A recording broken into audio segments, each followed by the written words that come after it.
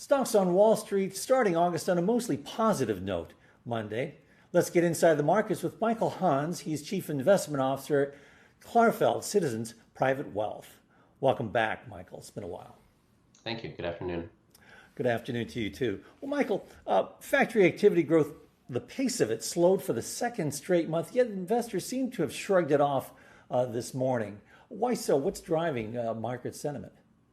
There are enough positives in the data flow. I think when you drill through it, growth is still exceedingly strong. Some of the takeaways are that the supply chain constraints that we have are going to remain in place for some time. So it's intuitive to think that if we're going to have a somewhat shallower growth trajectory now, that will extend into the back end of this year and into 2022. So there's a good level of sustainable growth. I also think on the flip side, prices paid came in somewhat. So you're also seeing a variety of positives in the data flow, and it's still painting a very strong picture, being a diffusion index well above 50. And we also had the Senate news. Senate unveiling a bipartisan $1 trillion infrastructure plan over the weekend. But isn't that a lot of that already priced into stocks? I think on the fiscal side, you have the accommodation priced in.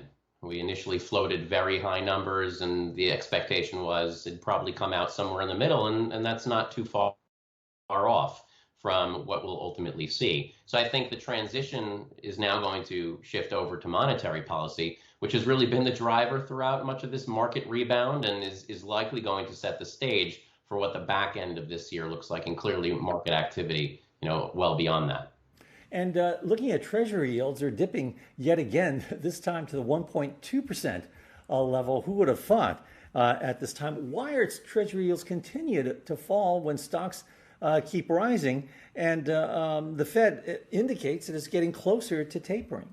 Yeah, I think that it's going to take some time before the Fed can convince the market, but you're likely seeing consolidation and technical demand come into play. The Fed is still buying a considerable level of securities on a regular basis, and market participants recognize that the Fed's ultimate course of action is going to give a fair amount of runway to market participants. They're not looking to spring anything on anyone. So there's still likely several $100 billion of purchases in front of us, and there's insatiable demand for yield. So to us, the inflection point really is when the Fed steps away and allows markets to rationally price and clear. Is there enough demand to keep rates coming in? Our expectation is that rates should start grinding higher, but frankly, the whole notion of don't fight the Fed, it remains in place until all of a sudden something shifts, and then investors are caught off sides. And we're in the month of August now, traditionally a rather volatile month. We still have the Fed meeting, Jackson Hole, at month's end. We've got some earnings. What do you see going into what kind of August are we going to have? It's interesting that we've had a very limited level of pullback at any juncture during the course of really certainly this year, but it even extends back into the second half of last year. It's really been a moonshot right off of the vaccine news. And so we've seen an interesting level of sector rotation that at the index level, we haven't seen much of a pullback, but you've had a variety of some of these rolling corrections in various industries and segments. As positive as the environment is in the US market, we've given back all the returns in EM, right, over the course of the last several weeks. So, I do continue to believe that the equity front remains resilient because of the liquidity dynamic that we're in.